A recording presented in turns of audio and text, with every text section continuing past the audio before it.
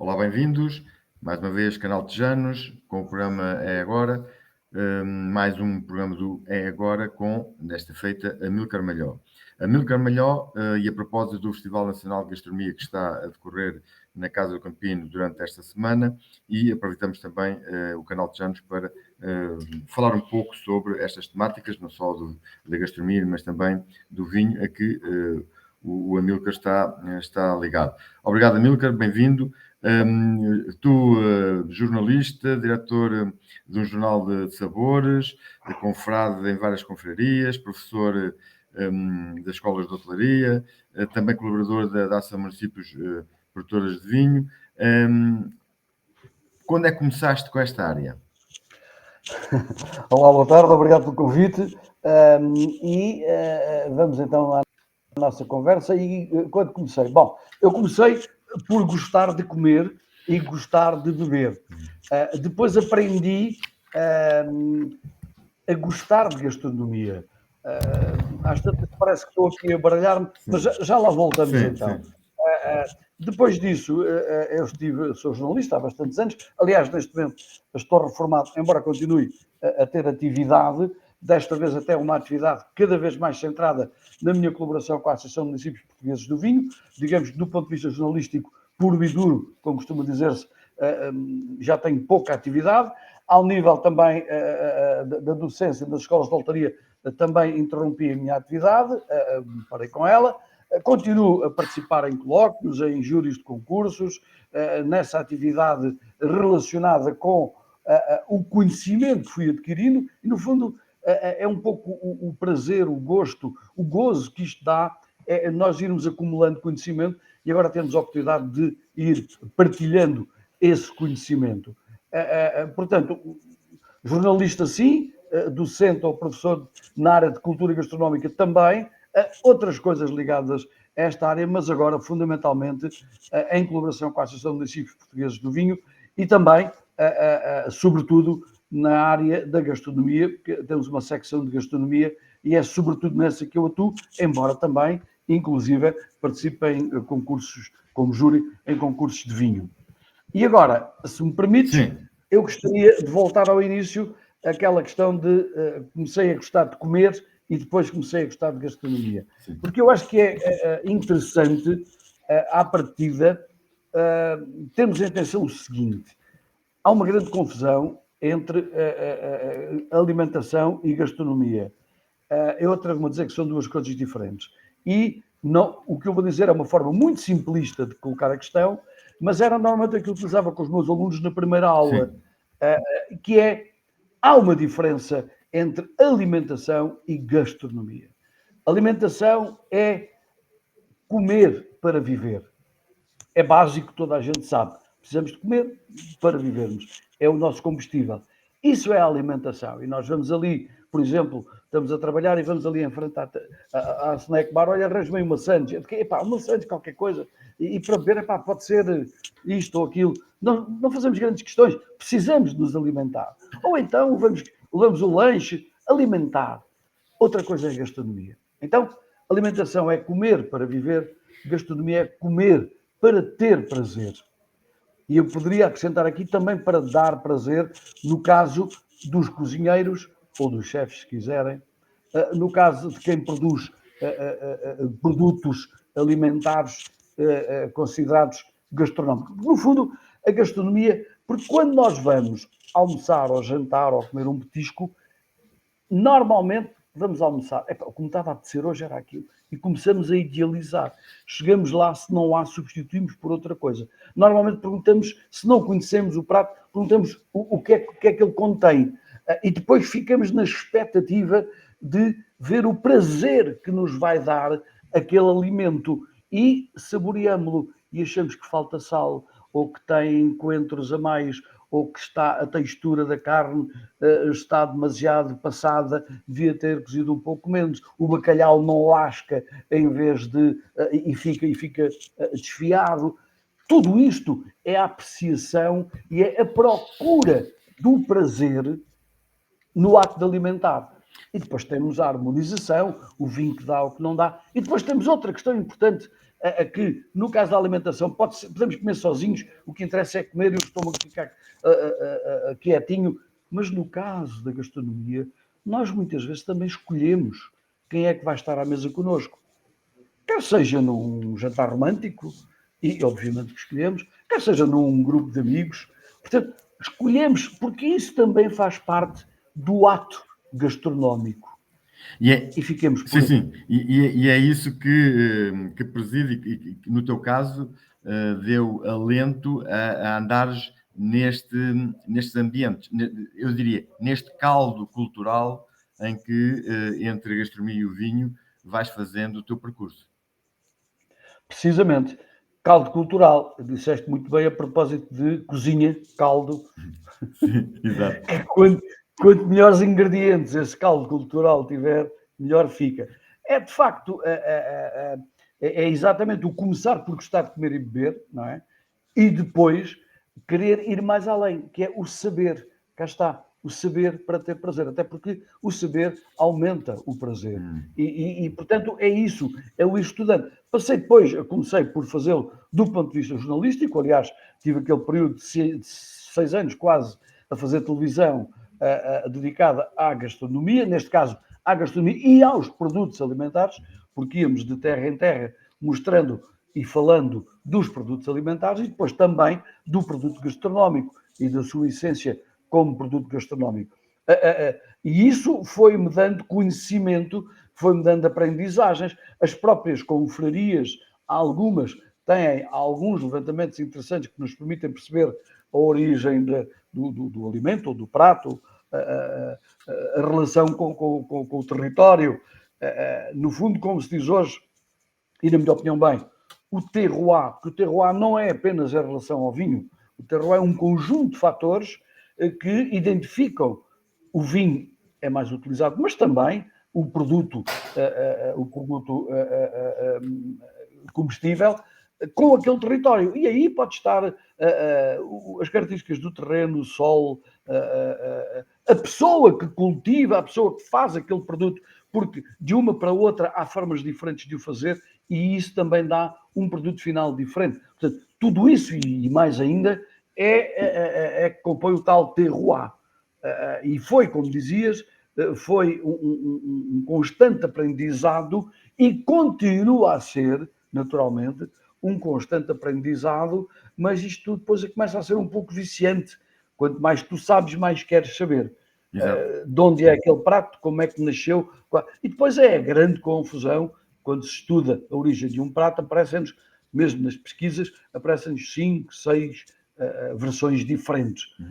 E nós ou acreditamos numa e avançamos nessa, ou contamos todas. E neste caso e a propósito disso, achas que o percurso que foi feito até aqui, dessa aprendizagem, desse conhecimento dos pratos e como eles se fazem, para tendencialmente dar outra emoção, outro sabor e outro prazer em relação àquilo que se come, neste caso, estamos só a ver a parte da comida, no vinho também pode ser a mesma coisa, mas achas que o percurso que se fez até aqui de construção desse tipo de experiência e de conhecimento dos pratos, daqui para a frente há indicações que também continua a ser assim, ou há aí uma regressão em que os jovens, os vindouros, não querem tanto esse conhecimento e querem mais comer?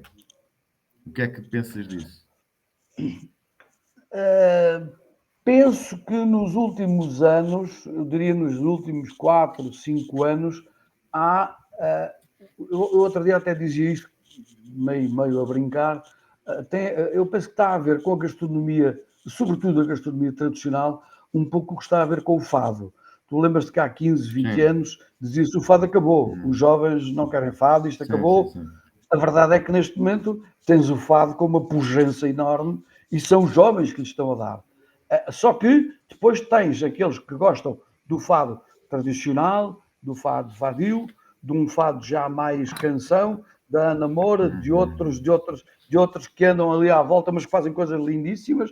E, portanto, há um pouco isso na gastronomia. Os jovens estão, muitos deles, a descobrir a gastronomia tradicional. E estamos a falar aqui do ponto de vista do consumidor. Sim. Da mesma forma que jovens que têm já uma vida um pouco financeiramente mais estável, já vão muito à cozinha moderna, e eu não tenho rigorosamente nada contra a cozinha moderna. Aliás, a cozinha não é estática e, portanto, tem que evoluir. Aquilo que me preocupa, e penso que tu estavas a referir muito em relação ao consumidor, mas também em relação aos profissionais, aquilo que me preocupa é que, neste momento, começam a existir alguns perigos. E eu tenho noção do termo que estou a usar. Sim. Alguns perigos. Vejamos. Neste momento, ou melhor, sim, neste momento, a gastronomia em geral, chamamos-lhe assim, já deve muito à cozinha moderna. Os jovens chefes, pronto, ok, chamemos-lhe assim, fazem boa pesquisa, têm conhecimentos de nutrição, têm conhecimentos técnicos, isso é inegável. Muitos deles estão a fazer um excelente trabalho. Outros, ou talvez até estes mesmos, por vezes, mas são mais outros, aqueles que menos estudam, porque a gastronomia é um produto, não diria que está na moda, mas que pega, que vende bem. E isso, como em qualquer área, leva a que se comece a encontrar, eu tenho que fazer aqui umas coisas estapafúrdias para chamar a atenção, porque isso dá marketing, dá visualizações, e então, mas nem se pensa muito bem nas coisas. Dou-te um exemplo.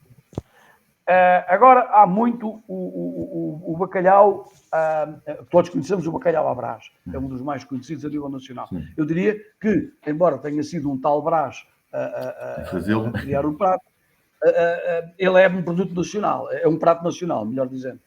Agora já aparece frango à Brás, e já aparece não sei o que à Brás, legumes à Brás. Sinceramente, não tenho nada contra a utilização da técnica. Como eu dizia, a cozinha não é estática e, portanto, se há uma técnica que funciona, que é boa, utilizemos-la. O que está errado, e o perigo vem daí, é chamar-lhe frango à Brás. Não é frango à Brás. É frango à minha maneira, no caso de ter sido eu a fazer, ou frango à moda do restaurante X, com a técnica do bacalhau à Brás. E isto parece pouco importante, mas não é. Porque aí sim, como dizias há pouco, como é que vai ser no futuro, aí sim corremos o risco daqui por 5 anos, ou 6 ou 7, alguém dizer bacalhau à Brás. Não, mas o que é isso? O que há é frango à Brás. Não, o que há é legumes à Brás. Não, o Brás criou um prato. Bacalhau. Sim. Agora, tudo o resto está a utilizar a técnica, mas com outro produto. E quando nós, numa receita, em vez de 10 gramas de colorau, colocamos 5, em vez de pimenta preta, colocamos pimenta branca, sei lá, mesmo substituindo o coentro, em alguns é muito, muito grave. Noutros pratos, substituir o coentro por salsa, até porque, como sabemos, por exemplo, no norte, come-se pouquíssimo coentro, consome-se pouco, e, portanto, pôr lá salsa ou abdicar, não me parece que isso seja grave no conjunto da receita. Agora, substituir o principal ingrediente, ou um dos principais ingredientes, quer dizer, não me parece que a coisa funcione bem, não é? Já é muito mais outra coisa, é outra coisa. E é outra coisa, e para além disso, Nelson, é roubar a ideia ao autor. Então falamos tanto na proteção dos direitos autorais. Não, houve um fulano que não está registrado, mas foi ele que criou. Então vamos dizer que não, isto é frango à moda do Tijaquim, à moda do restaurante X, à moda do cozinheiro tal, com a técnica do bacalhau à Brás. Isto agora já se está a fazer também com as amêijoas à bolhão pato. Já aparecem outras coisas em vez de amêijoas. Ora, isto é super errado. Até mesmo porque, ao contrário do que a grande maioria das pessoas pensa, as amêijoas ao bolhão pato não foram criadas pelo bolhão pato. Não foi o bolhão pato que criou aquele prato. Foi alguém que criou para ele e por isso o nome era amêijoas a bolhão pato. Exato. Alguém fez o prato e dedicou a ele. E depois apareceu o A, seja por isso, seja pela influência afrancesada, ou seja porque nós usamos muito à moda de... Ou à moda. Exatamente. A propósito disso, dou-te mais dois exemplos e também, e dentro desta conversa que estamos a ter, o torricado, que vem do bacalhau e já vai para outras vertentes, assim como e esta talvez mais periclitante, alheira de bacalhau. Exatamente. Isso é outro disparate. É? Disparate grande. Sim. Chamem-lhe. Ok, podem-lhe chamar um enchido de bacalhau, porque na verdade o que se trata é de encher a tripa, seja Sim. ela artificial Claro, ou não, claro. mas é encher. E o termo original é enchido. Nós temos os enchidos. Sim. Os enchidos podem ser de carne, de sangue, de arroz com sangue, como aqui na região. São enchidos, que depois têm outro nome mais específico, não é? Sim. Alheira de isto, chouriço de carne, chouriço de mouro, mas são todos enchidos. E isso é um enchido. E depois a alheira tem uma história. E, portanto, a história que muita gente conhece da alheira, e até, enfim, há versões que associam à presença dos judeus, a alheira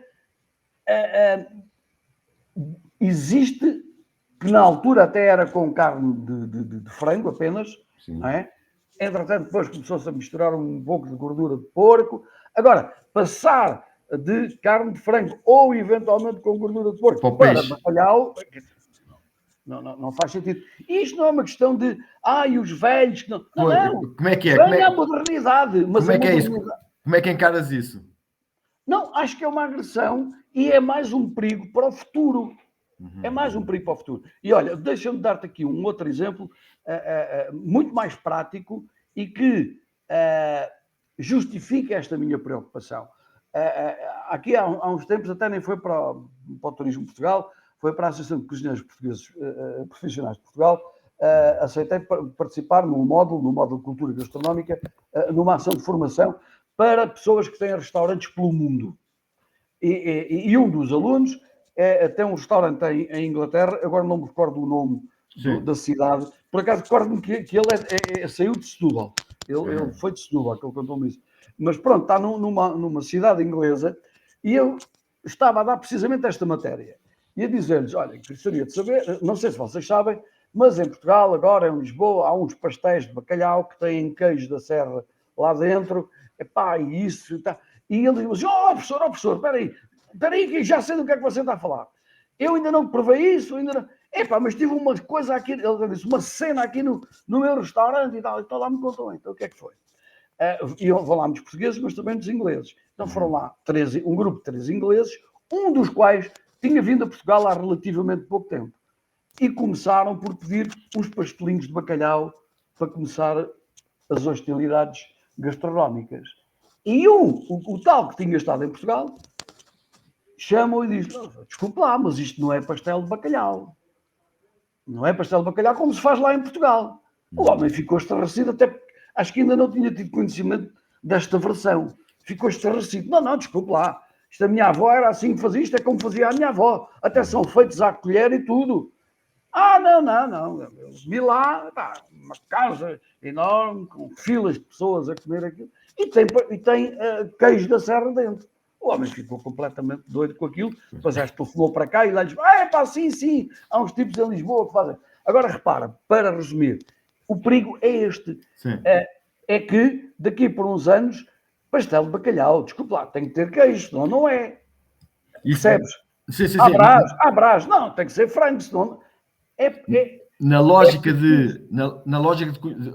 da trajetória do percurso de conhecer e de avançar no conhecimento, aí com esse tipo de efeito pode-se perder conhecimento, porque perdem-se pratos. Completamente. Ou depois aparecem variedíssimas versões do prato que tem o mesmo nome. Versões alterando os ingredientes principais, repito, porque tu tens em Portugal muitos pratos nacionais, chamemos-lhe assim, que depois têm particularidades regionais. Exato, não é? Exato. Ou porque não existe aquele produto. Há histórias incríveis de alguns pratos em que alguém foi fazer e não tinha um determinado ingrediente, não um ingrediente principal. Sim. E colocou outro. E aquilo resultou, gostaram. E às tantas, aquilo, passado uns anos, já passou a ser... Não, aqui na nossa terra faz-se assim. Claro. Mas aí não estamos a falar de transformações tão perigosas e tão grandes como esta. Sim. Bom, isso leva, já agora vem um pouco a caminho, que é, e já referiste isso há pouco, o efeito dos chefes e o efeito dos cozinheiros, ou pelo menos os dois modos de encarar a cozinha, protagonizado pelos chefes, os ditos chefes e os ditos cozinheiros. Como é que nos teus conhecimentos e nas aprendizagens que foste tendo, como é que se deve entender os chefes, porquê os chefes, e porquê os cozinheiros? Ou já não há razão para uma coisa e para outra, ou como é que estamos neste ponto de situação? Bem, eu diria que não deveria haver chefes que não fossem também cozinheiros. Infelizmente, já começam, e este já sublinho, já começam a aparecer chefes que nem sequer sabem propriamente como cozinheiros. Mas todos os cozinheiros poderiam vir a ser chefes. Bom, se formos ver isto na perspectiva de há 6, 7, 8 anos atrás, mesmo há 5, havia aquela discussão, chefe, mas o que é isso de chefe? É cozinheiro e é chefe porque desfia, então mas eu se calhar nem desfia ninguém, até porque se formos ao cerne da questão, vais ao contrato coletivo de trabalho e não há chefe sem E. Por exemplo, chefe sem E, não há, então seria uma profissão ilegal, não está no contrato coletivo, não. Vamos lá ver.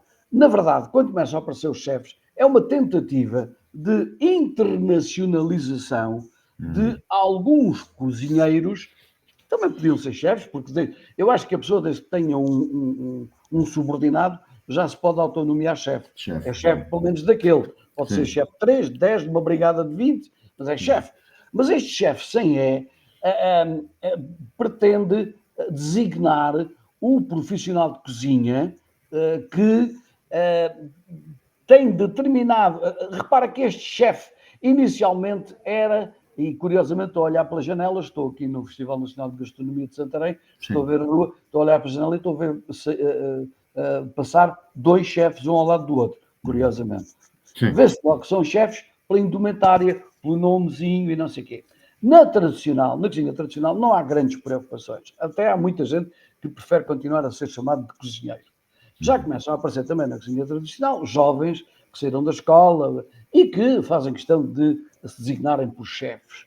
Mas o chefe pretende designar profissionais de cozinha numa determinada área de cozinha, a chamada cozinha moderna, e é um termo internacional que pretende identificá-los de uma forma mais fácil, sobretudo quando estamos a falar daqueles chefes de renome, e não estamos a falar só de estrelas Michelin, são poucos, mas aqueles que vão para um tipo de cozinha diferente. Há outros que estão na cozinha tradicional, mas trabalhada de uma forma mais moderna, que aliás concordo plenamente que a cozinha tradicional precisa urgentemente de remodelar o empratamento ou a apresentação na mesa, porque a cozinha tradicional, a grande maioria, é difícil vir já empratada.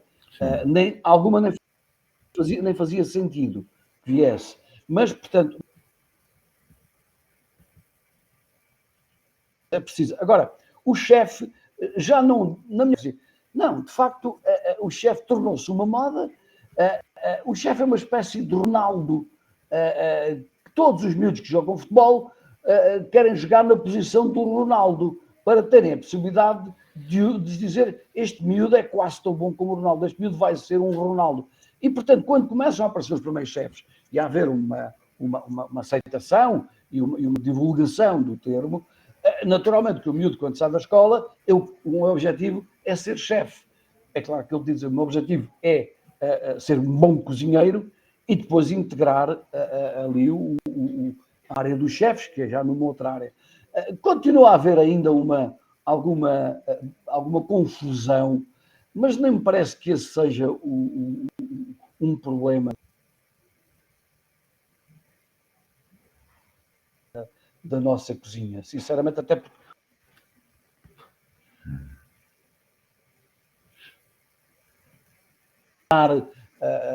e são importantes. E são importantes porque o turista gosta da nossa cozinha tradicional, mas o turista com alguma capacidade financeira também quer ir aos restaurantes de referência, pagar 100 ou 120 ou 200 euros, ao contrário do que alguns pensam, não por um prato, que às vezes mostra-se uma fotografia e epá, 3 feijõezinhos e um bocadinho de carne custa 120 euros, não é nada disso. Atenção, que normalmente chama-se um menu de degustação, são 5 pratos, ou 7, ou 10, que custam aquele valor. Portanto, estamos a falar de coisas diferentes, e a mão de obra de preparar um prato daqueles é completamente diferente. Estar ali a fazer aquelas, como nós dizemos, e desculpa, mas não é ofensa, aquelas mariquicezinhas, tudo aquilo custa dinheiro. Não é? No regional é colocar na travessa e da travessa para o prato. Portanto, há aqui um conjunto de coisas que muitas vezes são deturpadas. Qualquer modo, também ter a consciência de que, ou talvez, aqueles que têm o patamar de chefes deveriam ter um lastro de base na gastronomia ou na cozinha regional ou na cozinha tradicional. Quase todos têm. Até porque muitos deles agora estão um bocado mais calmo nisso, mas aqui há uns anos, 3, 4 anos, fazia-se muita desconstrução. Sim. Que era uma parvoíce, na minha opinião. Que era agarrar num prato tradicional e desconstruí-lo. Cá está, fazer de outra forma. Logo, voltamos ao início da conversa. Se fazemos de outra forma, ele já não pode ter o mesmo nome. Sim. Se alteramos a receita, a forma de confecção, por vezes até o produto, portanto não há cá. Mas, no mínimo, mas pelo menos eles diziam, é o cozido à portuguesa desconstruído. Pronto, já havia ali a palavra desconstruído para nos avisar que não era bem o cozido à portuguesa. Exatamente. Alguns faziam o cozido ou não sei o quê à minha moda. Bem, ok. Mas aí o desconstruído já nos dizia que havia ali mexidas, não é? Outra coisa é alterá-lo completamente e nem sequer avisar. Neste aspecto, as perguntas vão acontecendo. Pondo a questão assim deste modo um bocado talvez crua, mas que ganhos ou antecipam-se ganhos pela mudança daquilo que era uma cozinha ou um cozinheiro e passar para este conceito de chefe, enfim, com alguma difusão que ele possa ter, mas desde o gestor, desde a possibilidade de internacionalização, gerir a equipa, um ou mais, ou 4, ou 5, ou 10 pessoas. Há ganhos em termos de gastronomia, em termos do resultado final, antevêem-se ganhos nesta mudança entre quem fazia as coisas de uma maneira e quem faz agora de outra, ou são coisas paralelas que podem coabitar uma com a outra? Eu diria que sim, que podem coabitar. E diria até que há uma tendência, felizmente, acho eu, cada vez maior para que haja formação. Quer se siga a vertente tradicional, quer se siga a vertente de cozinha moderna. A formação é fundamental. Eu próprio tive um restaurante no início dos anos 2000, durante 4 ou 5 anos, e lembro-me que muitas vezes os preços dos pratos eram feitos um bocadinho por comparação com a concorrência. Quanto é que eles estão a fazer? Epá, vamos mais 50 cêntimos, menos 50 cêntimos, mas era eu como eram muitos milhares neste país. Sim, hoje, sim. Um indivíduo que saia da escola e que seja um aluno minimamente aplicado, ele sabe fazer o custo, tem a ficha de custo e logo coloca a percentagem e vende o seu produto com o valor justo e devidamente acompanhado e controlado, ao contrário do que se fazia antes. Dava, não dava. A própria estimativa do que se vai vender permite evitar desperdícios, que há uns anos não havia esse controle. Portanto, há toda uma melhoria, sobretudo, e referiste muito bem, na questão da gestão. Hoje, um chefe, e pode ser o tal chefe, um chefe hoje sai da escola e depois disso, se quiser, e muitos estão a fazê-lo, fazem formações e têm capacidade de gestão para além da capacidade de cozinhar. Aqui também há não lhe chamaria um perigo, mas há aqui também um inconveniente, na minha opinião, que é, há chefes, sobretudo os mais conceituados, que dão consultoria noutros restaurantes, que dizem, ele não está lá, mas consultor é o chefe tal, muito conhecido, ou então esses restaurantes têm pratos concebidos por aquele chefe, o chefe deixa a ficha técnica, e aqui é que está outra questão, mas de certa maneira ainda bem, que é o que diferencia, ou seja, neste tipo de trabalho começou a perder-se o QB. O QB está a perder-se, porque estão lá 2 gramas de pimenta, 3 gramas de colorau, não sei quanto, até o coentro e a salsa e a hortelã são à grama, não é? E as outras coisas, naturalmente, tudo muito certinho, para 5 pessoas, para 10, para 15. O que é que acontece? É que se agarrarem naquela ficha e forem fazer num restaurante aqui a 20 km, tu vais comer aquele prato e ele, à partida, se for bem feito de acordo com a ficha, ele é exatamente igual. Na cozinha tradicional ainda há o QB. E o QB, lembro-me do velho chefe Silva, de quem fiz a biografia, e o chefe Silva, ainda ontem estávamos aqui a falar nisso no Festival de Gastronomia. O chefe Silva tinha eu achava imensa piada o gesto que ele fazia. Ele falava, mas Amilcar, nunca te esqueças que o importante, eu fazia assim, é isto, que é a mãozinha, como nós dizíamos, não é? A mãozinha da nossa mãe, da nossa avó, e ter uma mãozinha para a cozinha, exatamente, aquela mãozinha era sobretudo nos pormenores. Era em alguns truques, não sabemos, que elas aprenderam, que fizeram e começaram a ver que aquilo resultava, que as pessoas gostavam e passaram a fazer. Essas pequenas diferenças que na cozinha moderna são mais difíceis, até porque é uma cozinha que cá está com uma preocupação maior de gestão, e isso é bom, mas que por vezes se perde na criatividade. Eu se te perguntar, e já perguntei a pessoas que frequentam cozinha moderna, restaurantes de cozinha moderna, diga-me o nome de 2 ou 3 pratos de cozinha moderna que sejam conhecidos. Não há. Não. Até porque, repara, ao fim de 2 meses, 3 meses, muda-se a carta. Sim. Porque agora vem o inverno, vamos fazer uma carta de inverno.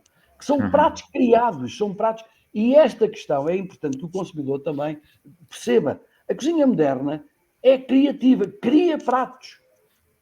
Ao passo que a tradicional vai buscar à tradição, vai buscar à herança.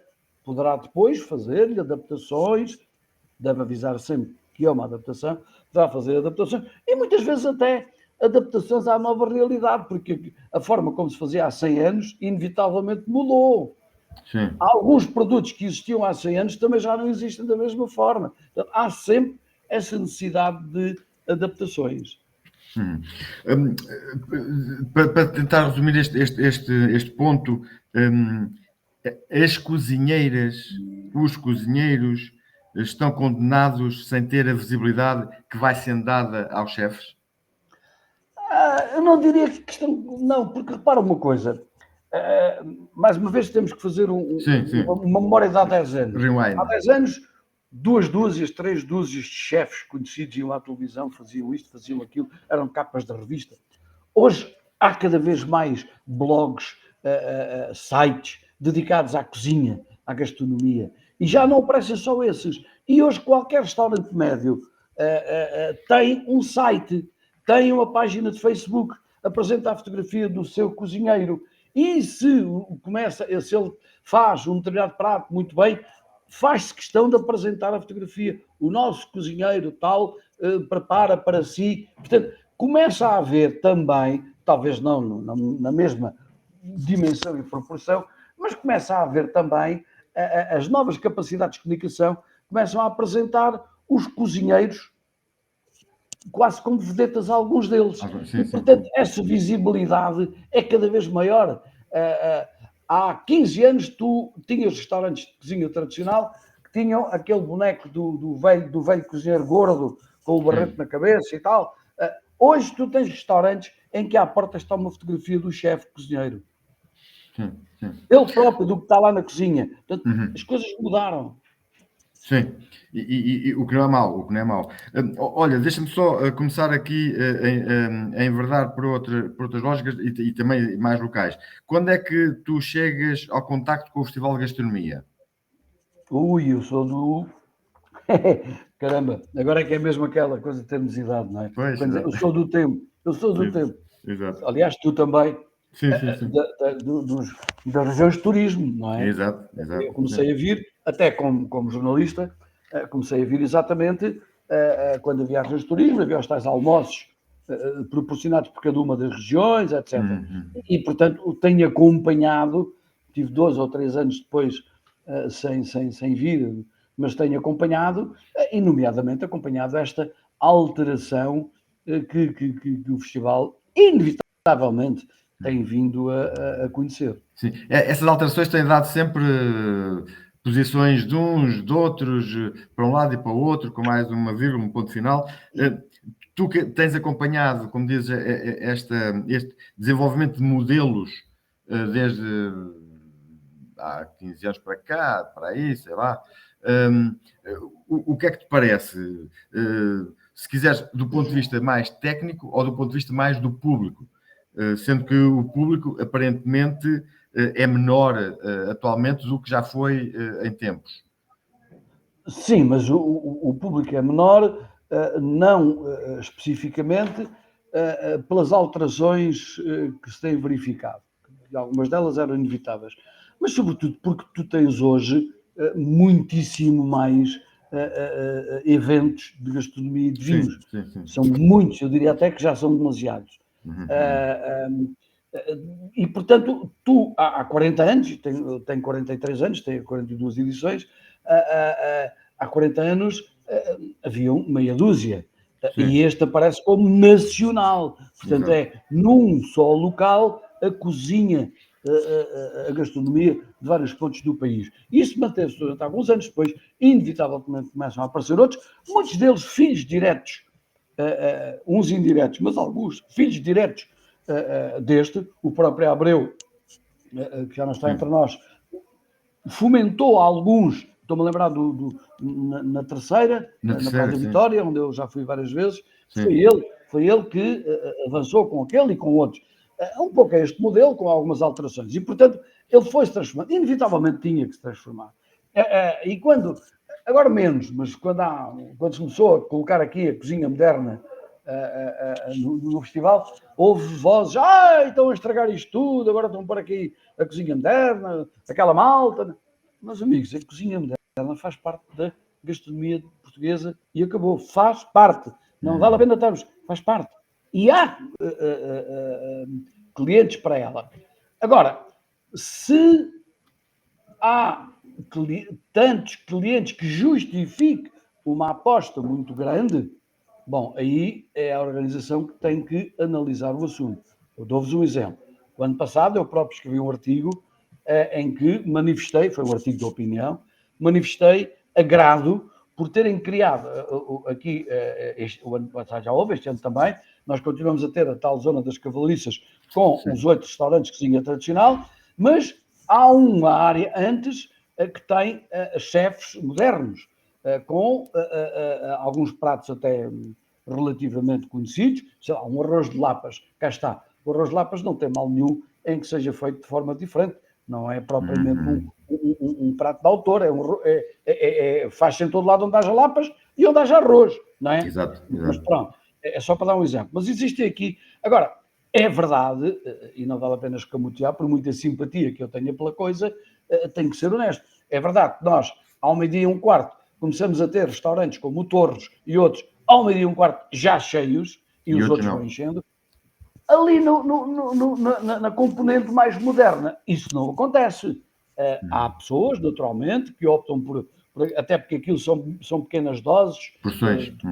pequenas porções de 4,5€, 5 ou 6€, portanto dá para comer 2 ou 3, provar 2 ou 3, mas há de facto, mas penso que há que continuar a insistir, não sei se exatamente neste modelo ou se ligeiramente diferente, mas a minha opinião é que há que continuar, porque há cada vez, lá está, tu ali na parte moderna vês muitos casais jovens, grupos de jovens, que são naturalmente quem mais procura aquele tipo de experiências, que no fundo são experiências gastronómicas modernas. No outro lado, também tem jovens, na parte de tradicional, continuas a ter aquela malta que todos os anos faz questão de vir aqui, aqueles grupos que vêm todos os anos no primeiro domingo, ou na segunda terça, ou na primeira segunda-feira. São realidades diferentes. O que, na minha opinião, não quer dizer que não se deva continuar a apostar. Há aqueles jantares mais sofisticados, ontem foi com a Marlene Vieira, e são jantares, enfim, não é para muita gente, mas são jantares muito concorridos, e que alguns deles, como esses tais chefes mais conhecidos, que alguns deles esgotam antes do dia em que se realizam. E, portanto, é prova de que há também, e vai haver cada vez mais, mercado para a cozinha moderna. Na minha opinião, vai continuar durante muitos anos a existir os dois mercados. Sim. E achas que há uma dominação? Estamos de comer uma... Não, dizia que nós próprios costumamos de um, mas também de vez em quando gostamos de fazer uma experiência. Provar. De vez em quando vou com Exato. a mulher, vamos a um restaurante. Ok, não posso ir muita vez, não tenho assim tanta disponibilidade para sacar 120 euros ou 240 se formos dois. Mas se calhar vou de 2 em 2 meses a um, e também pela profissão que tenho, que confesso, por vezes até sou convidado. Sim, okay? sim. Pronto. E convém saber. Esta é a verdade. Sim. Até para estar mínimo, para poder falar sobre, não é? Exato. Agora, esta é uma realidade e não vale a pena escamotear-me. Mas aqui em termos da oferta, ou, considerando o festival ou não, mas pode haver uma dominação ou um privilégio mais de um setor moderno versus o setor antigo ou anterior da confecção da gastronomia? Pode ter isso em vista? Desculpe. Não percebi exatamente seja no Festival de Gastronomia, seja fora daqui, se quisermos analisar também o festival, se há uma dominação ou uma superioridade, um favorecimento mais em relação à cozinha moderna do que em relação à cozinha tradicional. Seja, há 8 restaurantes, no caso deste ano, e uma parte do país, em termos de oferta gastronómica mesmo tradicional, não se conhece, não está. Depois há uma refeição para várias pessoas com cozinha moderna, e a refeição para cozinha tradicional não há. Pode-se considerar aqui um favorecimento de um setor em relação ao outro? Não sei se será favorecimento, não. Eu diria que também é a organização do festival a aproveitar esta onda da cozinha moderna, dos grandes nomes, dos nomes conhecidos. Portanto, o Santarém tem aqui um jovem, ajuda-me... O Castelo, o Diogo, o Rodrigo Castelo. O Rodrigo, posso ainda agora, antes de ir para aqui, o cumprimentei. O Rodrigo Castelo, que tem contribuído bastante para modernizar e até recuperar produtos daqui da região que os tradicionais não faziam. Portanto, cá está, ele está a fazer um excelente trabalho. Agora... Mas é mais o caso dele, porque os outros nem sequer o imitam. Porque ele tem o cuidado, ou teve, ou também devido às origens paternas, e enfim, de família e tal, de ir buscar as coisas do dia-a-dia, da cozinha tradicional, por assim dizer, e depois fazer experiências de modernização. E aí, com novos produtos, com outros produtos anteriores e tudo. Mas lá está. Mas os outros chefes não vão nisso. Mas a área em que ele trabalha... tu referis a outros chefes também daquele tipo de cozinha, não é? Exato. Pronto, porque por vezes diz, a malta da cozinha tradicional não agarra naquilo, não agarra em coisa. Ele também tem um certo estatuto e a unidade de restauração dele permite-lhe aplicar preços um pouco mais altos do que a grande maioria do tradicional, porque quem lá vai já sabe que há uma valorização e que, portanto, são preços diferentes. O restaurante tradicional Primeiro, não tem conhecimentos. Cá está, porque o Rodrigo tem conhecimentos, efetivamente, estuda, ele não faz aquilo porque lhe apetece agarrar. É com base em ele, estudo. completamente. Sim. E, portanto, nós temos que pagar esse estudo, nós temos que pagar as experiências que ele faz, o material que ele desperdiça enquanto está a fazer as experiências. Ele está a fazer tudo aquilo para nos proporcionar depois, cá está, o prazer, o ato de prazer, de irmos lá degustar aquilo. Obviamente, quem tem que pagar é o cliente, não é? Sim, claro. Mas ele está num patamar diferente. Outros estarão num patamar ainda mais acima. Há outros mais conhecidos que estão num patamar ainda. Agora, a tradicional, também, a cozinha tradicional, está muito parada, porque há coisas que a cozinha tradicional poderia modernizar sem adulterar, sem modificar. Exatamente. Também ninguém tem tempo, não é? Ninguém tem tempo para nada. E depois perde-se terreno, não é? Exato. Olha, deixa-me só, para fechar este ponto, deixa-me só, na tua opinião, e também fizeste esse acompanhamento ao longo dos anos, da mesma forma que há o jantar da cozinha mais moderna, para um número alargado de pessoas, pensas que haveria condição para também haver uma oferta de almoço ou de jantar alargado com cozinha regional, conhecendo pratos nacionais que deixaram de aparecer, deixaram de se conhecer? No fundo, isso era voltar àquela velha fórmula do almoço da região de turismo, não é? Não sei, sinceramente, eu penso até que isso já foi tentado, não há muitos anos, foi tentado renovar esses almoços e, na verdade, não teve grande sucesso, porque isso tem custos. Naquela altura era a região de turismo que suportava os custos, tinha orçamentos para andar a fazer essas incursões e todos os anos já tinha um orçamento para vir ao Festival de Gastronomia de Santarém e fazer aquele almoço. E aquilo já na altura custava muito dinheiro. Mas agora custa muito mais, porque, repara uma coisa, agora o transporte, as pessoas que vêm, há falta de pessoal, os restaurantes tinham que fechar para vir aqui servir o almoço. Se for um domingo, vir aqui fazer um almoço, não é? Trazer toda aquela parafernália para fazer aqui o almoço, e depois tu sabes, também cá estavas, que aqueles almoços das regiões de turismo, 50% eram borlas. Vão lá ser honestos. Sim. Não sei se era 50, mas pois sim, 30. Tinha a parte de protocolo que era suportada pelas regiões. Mais os jornalistas, mais alguns indivíduos ligados a isto ou àquilo, e havia ali 20% ou 30% que não pagavam. Portanto, tudo isso tinha um custo que normalmente era suportado pela região de turismo. Hoje não há regiões de turismo, há ERTs, entidades regionais de turismo, com uma abrangência maior, e estão aqui os restaurantes. Portanto, não faria sentido chegar ao pé de um restaurante domingo, olha, você quer organizar o almoço lá em cima? Não, desculpa lá, quer organizar o almoço é aqui onde eu estou, que é aqui que eu tenho o meu material, é aqui que eu tenho o meu pessoal, porque hoje, e de há uns 3 ou 4 anos para cá, também temos esta questão que muitas vezes nos esquecemos quando estamos a ver por fora, que é o pessoal. Sim, claro. Não há pessoal para se bem que também, já agora uma nota, também já agora uma nota, em algumas regiões já eram só os restaurantes a assumir toda a despesa da refeição. Em 2 ou 3, mas nos últimos 4 ou 5 anos. Tinha uma comparticipação da região de turismo.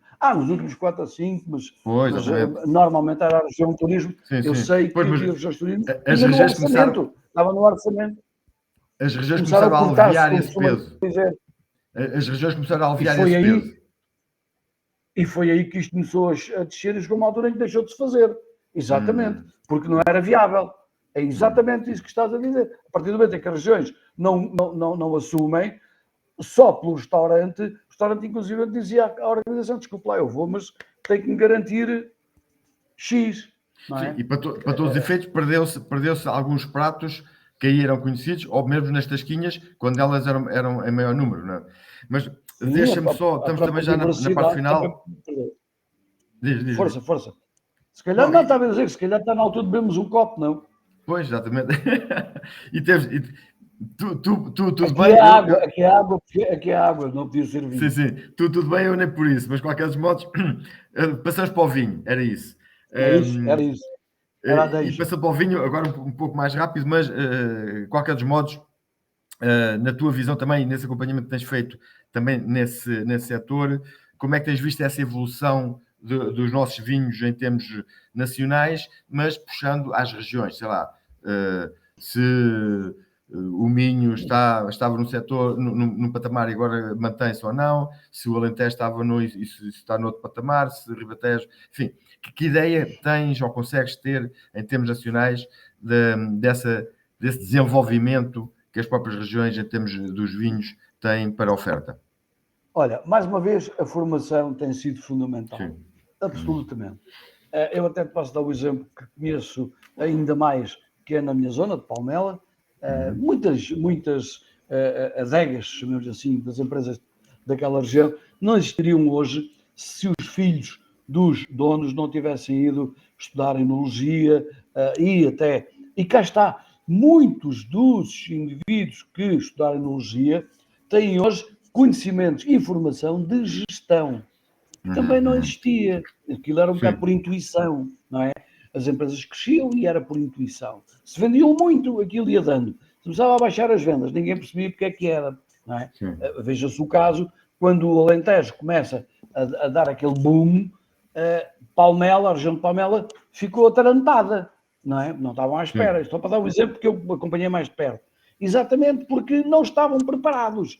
Vieram os jovens, ainda tiveram ali algum problema durante alguns anos com os pais, porque os pais diziam: então, mas eu estou aqui há 50 anos, agora vens tu dizer como é que se faz, e não sei o quê. Mas isso a coisa acalmou e hoje eles estão. E veja-se o caso da Península de Suba com empresas fantásticas a trabalhar, como de resto em todo o país.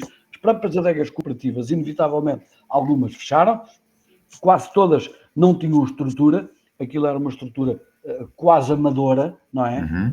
O pranto e tal, e não sei o quê, não havia preocupações de gestão. Hoje há uma ou duas dúzias de adegas em todo o país a funcionar extraordinariamente bem, exatamente porque, para além de bons enólogos, passou a ter também gestores, ou o próprio enólogo ou outros gestores. Isso permitiu um aspecto extremamente importante, que às vezes também nos passa despercebido, é que com a entrada dos novos enólogos e novas formas de gerir tudo isto, e as adegas cooperativas são um exemplo, mas não apenas, o que acontece é que quem compra as uvas já faz o acompanhamento na vinha e, portanto, garante à partida, através dos tratamentos, através do que tem que fazer, que quando as uvas vierem, elas vêm em condições para fazer determinados vinhos que estão pensados para fazer. A própria recepção das uvas nas adegas, e eu estou aqui a falar disto, não produzo uvas nem entrego, eventualmente serão pessoas a ouvir que o fazem, e portanto perceberão ainda melhor, eu estou a falar para um público mais geral, não é? As próprias adegas verificam o estado das uvas quando elas chegam. E por vezes elas são menos valorizadas porque já vêm a fermentar, porque foram pedidas de manhã e entregues a outra. Enfim, portanto, há um cuidado maior que fez com que, inevitavelmente, melhorasse a qualidade dos vinhos e isso depois reflete-se nos mercados externos. Porque, quer se queira, quer não, é aquilo que. Enfim, nós somos um país pequenino. Claro. E ao contrário do que se diz às vezes naquelas notícias, não bebemos cada um 50 litros por ano, em média. Isso também é. Aí está outro disparate dos grandes, mas que se o jornal escrevesse aquilo que é, aquilo não tinha impacto. Tem mais impacto dizer que cada português bebe 50 litros por ano. E estamos em primeiro nos consumidores. É uma estupidez, naturalmente. É impossível, não é? Aquilo conta o que se consumiu dentro do país. Mas é preciso perceber que temos praticamente já 50% de população a mais que vem do estrangeiro e que bebe vinho. Portanto, para aqueles números, é o que nós bebemos e o que bebem os turistas. Exato. E é isso não é contabilizado desse modo. Ora bem, claro. Então, e já agora nessa situação, ou nesse comprimento de onda, competitividade do país em relação a outros países. Estamos com dificuldades de colocar o nosso vinho no estrangeiro em concorrência com os outros países, ou nem por isso? Que ideia é que tens deste fenómeno? Sei lá, Olha, Chile, Argentina, França, sei lá. o turismo, os turistas que nós recebemos são um grande motor para a venda dos nossos vinhos do estrangeiro. Sim. Não são o único, mas são grande motor. Eles saem daqui, vão recomendar aos amigos e vão procurar lá. Mas depois, isto é um negócio que tem, cada empresa tem, às vezes não é apenas uma, mas existem os compradores, os representantes, agora falta muito tempo, aquele que compra para os distribuidores do país, não é? Os distribuidores do país. E tudo depende também de dois fatores, se calhar de mais, mas um é a capacidade do distribuidor em trabalhar bem, a outra, peço desculpa, Sim. pensei que tinha desligado, estou a tentar desligar. Ok, sim. Peço desculpa. Um é a capacidade de distribuição e depois, naturalmente, a capacidade de negociação, porque, como cá no mercado interno, se quem vende o vinho der boas condições, o vinho interessa mais vender aquele vinho, porque é aquele onde ganha mais, não é? E há também um trabalho que é preciso reconhecer de instituições, como a Vini Portugal, que no fundo existe para isso, para ir fazer promoção no exterior, mas outros organismos, a própria AMPV. A AMPV, exatamente, eu estava a pensar nisso. Feito um trabalho interessante, juntamente ao pertencer à Rede Europeia de Cidades do Vinho, ao criar a Associação Mundial de Enoturismo. Portanto, há aqui um trabalho, e dei apenas um exemplo, que estou mais por dentro. Sim, esse trabalho de formiguinha é um trabalho de formiguinha. Exatamente, aproveitando essa experiência e também a terminar o programa, que frutos é que tem dado ou que coisas é que estão em marcha que a gente possa dizer, bom, era assim, com esta influência vai passar a ser assado. Que resultados? Neste momento, os produtores, a grande maioria dos produtores portugueses está com um problema. Tem muito vinho. Há excesso de vinho. Sim. Por outro lado, precisavam, e já se fala nisso há uns anos, precisavam de começar a subir ligeiramente os preços do vinho. E nós ficamos logo, então, mas vendem vinho a 500 euros, vendem a 200. Calma. Alguns custam 15, 20, 40, 50, mas a grande maioria do vinho, sejamos francos, é um preço, uma garrafa de vinho por 6 ou 7 euros e até é mais barato. Mas pronto, mas por 6 ou 7 euros com qualidade, há muitos com qualidade. Façam a conta. Cá está.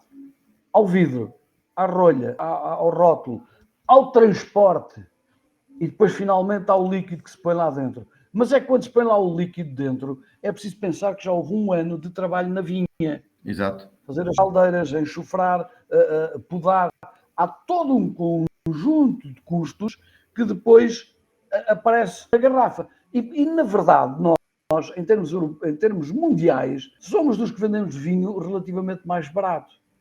Eles têm conseguido alguns cêntimos ao ano para a própria promoção que se faz, valoriza mais, mas continua a ser o vinho português, continua a ser um vinho relativamente barato, sobretudo tendo em conta a grande qualidade que é reconhecida. Nós vamos a concursos internacionais e trazemos de lá prémios, grandes medalhas de ouro. A própria AMPV participa todos os anos, eu próprio já fui nesse concurso, num concurso feito em Itália com 1.600, 1.800 vinhos, e já não é a primeira vez que vinhos portugueses ganham a grande medalha de ouro e a maior pontuação portuguesa, concorrer com franceses, italianos, espanhóis, da Moldávia, já começam a aparecer vinhos do leste, e nós vamos lá conquistar imensas medalhas de ouro e grandes medalhas de ouro. Portanto, nós estamos a dar cartas na qualidade do vinho.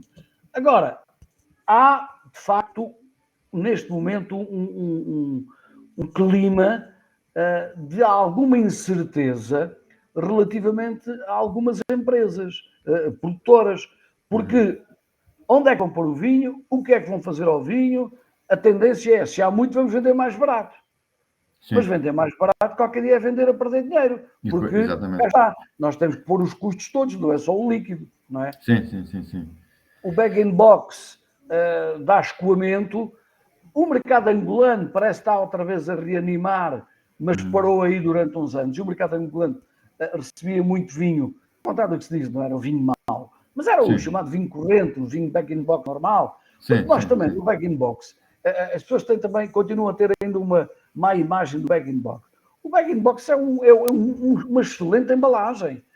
Há vinhos regionais e já há alguns DOC em bag-in-box. São muito bons e ficam mais baratos. Porque, reparem, carregar um caminhão com bag-in-box é muito mais rentável do que com garrafas. Pesa menos, encaixa umas nas outras, aproveita-se o espaço todo do ponto de vista logístico. Também é isso que está, que permite que o vinho em bag-in-box tenha um preço litro, por vezes mais barato do que a garrafa de 7,5, porque o custo também é menor.